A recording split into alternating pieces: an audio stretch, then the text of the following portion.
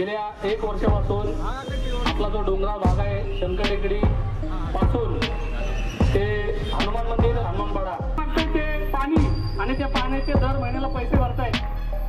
तुमच्या नालायकपणाचा कळस तुमच्याकडे ठेवा। दरवेळी आम्ही स्वतः येणार डोंगराळ भाग आहे। मला वाटतं ब्रिटिश कालीन पाईपलाईनची व्यवस्था आहे। गेली 50 वर्ष तिथे पाण्यासाठी लोकांना भटकावं लागतंय। घरोघरी पाणी आमच्या मागण्या मान्य करा, आमच्या मागण्या मान्य करा। अरे पाणी आमच्या हक्क, अरे कोण म्हणतो देणार नाही, अरे कोण म्हणतो देणार नाही।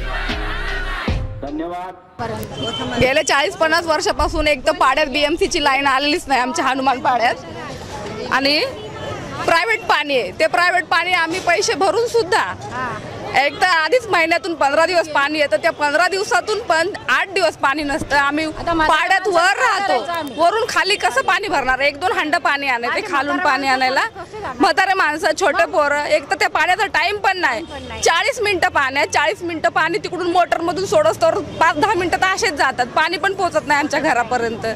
आणि 40 मिनिटात कसं काय पाणी होणार? 1 दिवस आड करून पाणी।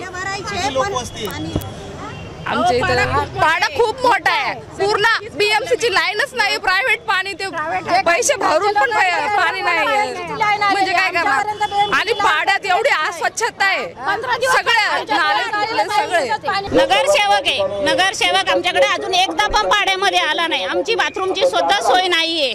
आम्ही बाहेर जातो प्रायव्हेट म्हणजे म्युन्सिपाल्टीच्या शौचालयामध्ये, तिथं सुद्धा आमची व्यवस्था म्हणजे बिलकुल नाही आमची। येऊन बघा तुम्ही, एवढी घाण आहे बाथरूमची पण व्यवस्था, येऊन बघा आम्ही कसे जातो। तर तिथं सुद्धा नगरसेवक उद्घाटन करून गेला, पण 1-2 गल्लीमध्ये केले, बाकी गल्लीमध्ये बाथरूम सुद्धा केले।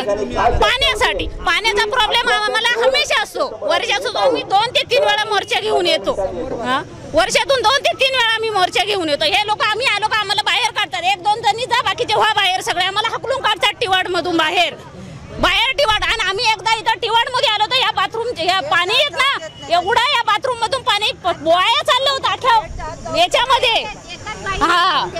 एवढं पाणी वायाला चाललं होतं की आम्ही आवाज देऊन पाणी बंद करायला लावलं, वरती टाक्या भरून पाणी खाली चाललं होतं। मग आमच्यापर्यंत पाणी काय येत नाही? आम्ही चाळीत राहतो त्यामुळं।